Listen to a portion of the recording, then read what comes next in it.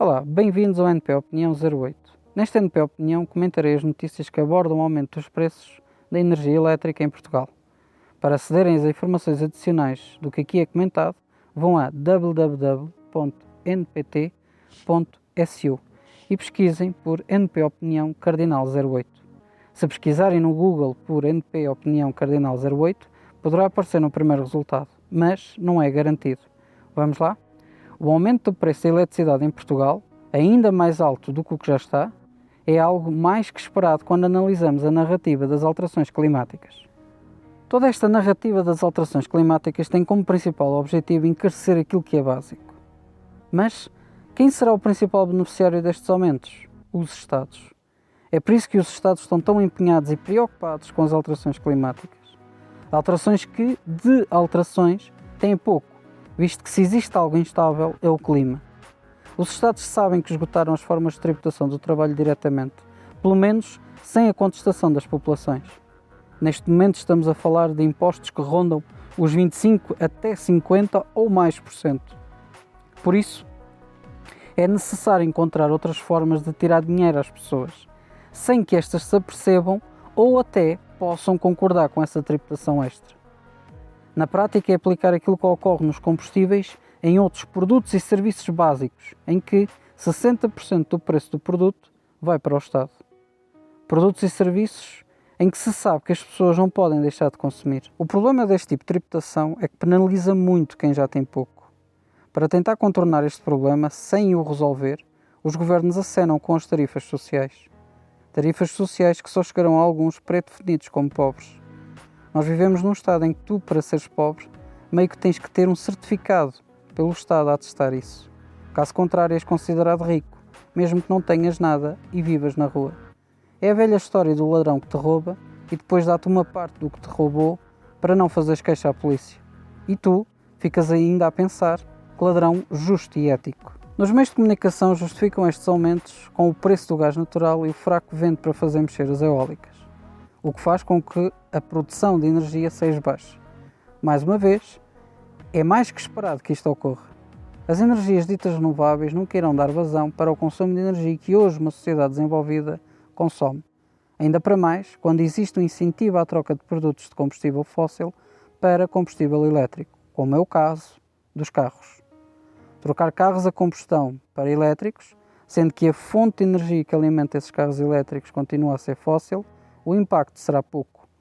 O que estamos a fazer é transferir as emissões do tubo de escape do nosso carro para a chaminé de uma usina elétrica. Reduzimos as emissões?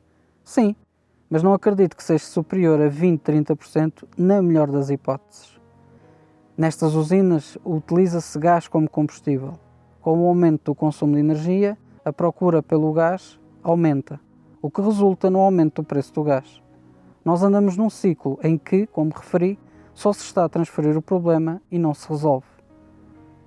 Ainda que neste momento o problema não seja o aumento do consumo, mas um ajuste especulativo do preço da energia. Com o aumento, no futuro, do consumo energético, prevê-se que, nestas condições, o preço da energia aumente ainda mais. Na ótica de um palhaço, com maior respeito aos palhaços, ignorante, burro, cabrão como eu, o que se deveria fazer para resolver o problema dos preços elevados da energia em Portugal? A solução tem que ser dividida a curto prazo e a médio prazo. A curto prazo, o Estado deve começar por baixar os impostos sobre a energia. Estes 3% poderiam ser perfeitamente assumidos pelo Estado. Principalmente quando estamos a entrar no inverno que eu prevejo que seja bastante frio, e quando, ainda há bem pouco tempo, se falava nos meios de comunicação portugueses sobre o facto de os portugueses não conseguirem ter recursos financeiros para aquecer as suas casas. Estes 3% farão muita diferença no inverno. A médio prazo é preciso criar uma fonte de energia limpa, segura e barata. Eu só vejo uma solução que se aproxima do que foi descrito: energia nuclear. É preciso que o Estado comece a construir usinas nucleares. É a única forma de baixar o preço da energia, mantendo ou até aumentando o consumo de energia elétrica. Por exemplo, com o aumento de veículos elétricos. Sei que muitos invocam logo Chernobyl.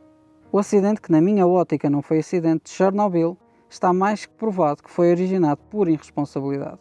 Se tivesse respeitado os protocolos de segurança e de funcionamento, aquela tragédia nunca teria acontecido. As usinas nucleares têm protocolos de funcionamento e de segurança que devem ser respeitados. Se assim for, uma usina nuclear é tão segura como uma usina a combustível fóssil.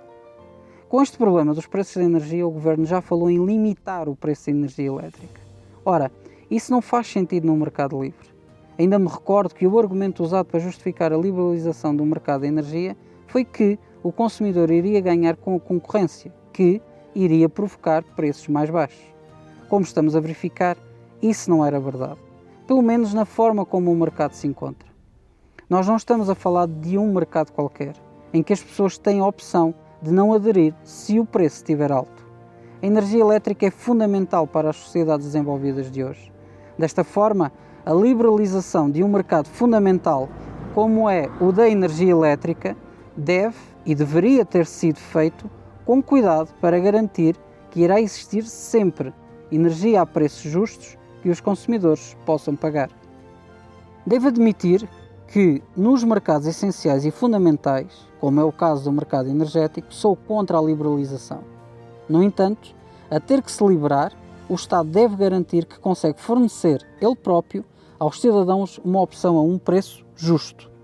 No caso da energia elétrica, o Estado deve deter fontes e transporte de energia que vende a um preço igual aos operadores do mercado. Ou seja, caso o Estado construísse usinas nucleares, estas deveriam ser administradas pelo Estado, em que o Estado venderia a energia elétrica produzida na usina nuclear aos operadores. Caso os operadores aumentassem os preços sem justificação, nesse caso, o Estado teria duas opções. Uma, inserir no mercado mais operadores para aumentar a concorrência e assim baixar os preços da energia. 2, ou, em última instância, ser o Estado a vender diretamente energia aos consumidores. O que não pode acontecer é o Estado, num mercado livre, definir os preços a que operadores privados vão comercializar. Mas não acredito que nada disto seja feito. E o que irá acontecer é falar-se do problema, sem o resolver, até que as pessoas se habituem e aceitem os preços. Quem não puder pagar a energia e não for considerado pobre pelo Estado, só tem duas opções. Uma é ficar às escuras e a segunda é fazer puxadas aos postos de iluminação da rua. Será a única forma das pessoas terem luz em casa. Todas estas medidas visam empobrecer as pessoas, empobrecer uma classe média e média baixa. Em Portugal, a habitação e os combustíveis levam uma fatia importante dos orçamentos. E agora começa a ter uma maior influência a energia elétrica. Daqui a pouco será a alimentação, água e telecomunicações. Telecomunicações que já estão caríssimas. Não falta muito para que a classe média de Portugal trabalhe para pagar habitação, energia, água e na alimentação terá que poupar muito para que o dinheiro dê para as outras coisas.